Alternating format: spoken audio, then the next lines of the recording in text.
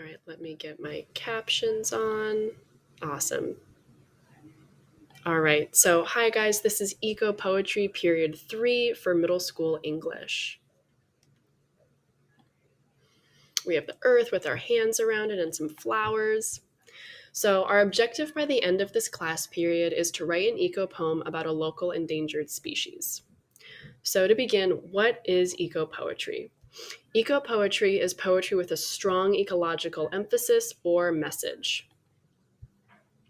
So unfortunately, I'm not going to be able to show you this video because Screencastify does not give me that much time, but this is a great introduction video as an example of what an eco poem is. So this poem, For All by Gary Snyder, encompasses a lot of the aspects of eco poetry. So unfortunately, moving forward, we have an introduction to eco poetry. So we really need to understand and dive into what eco poetry includes. So eco poetry is about human connections and relationship to nature, emphasizes an eco-centered world, and ecological scientific advancements. So I'm going to show you a part of this brief introduction to what eco poetry is.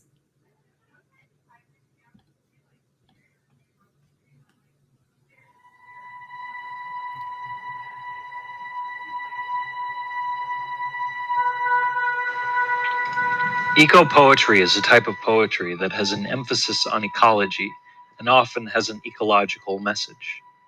It is not just poetry about nature, but pushes through tradition, showing nature as a neutral force, forever non-human.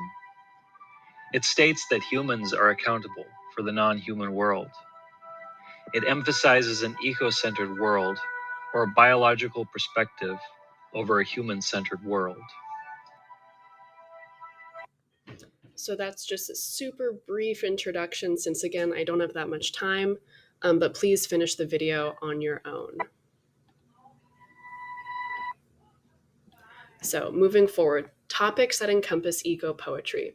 So at the top, we have earth, we have land and water, and these are just ideas about different topics that you could write an eco poem about. So we have explored land, unexplored, national parks, familiar landscapes, wildlife, endangered species, and ecosystems.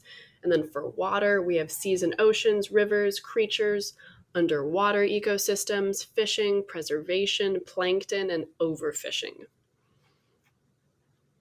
So at this time, if there are any ideas you don't understand or any questions, please chat me so I can answer them for you.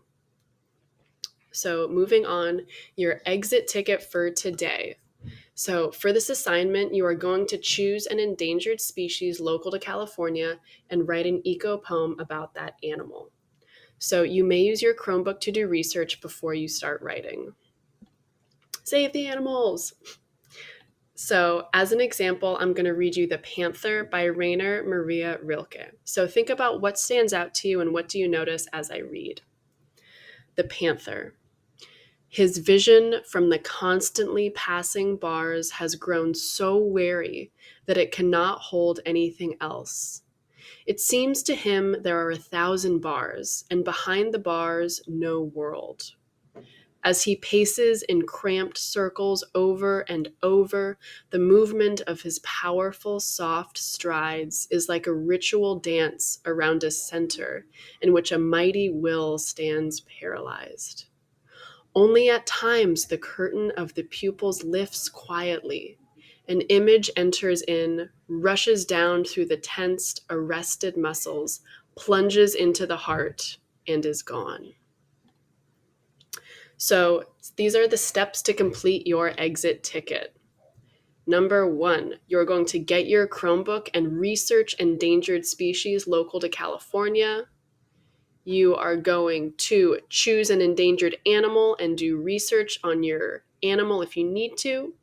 Number 3, you're going to brainstorm what facts or information you want to include in your poem. You are going to write a poem of at least 7 lines about your endangered animal, and you are going to turn it into me and enjoy the rest of your day. So you have research, choose an endangered animal, brainstorm, write, and turn it in. Have a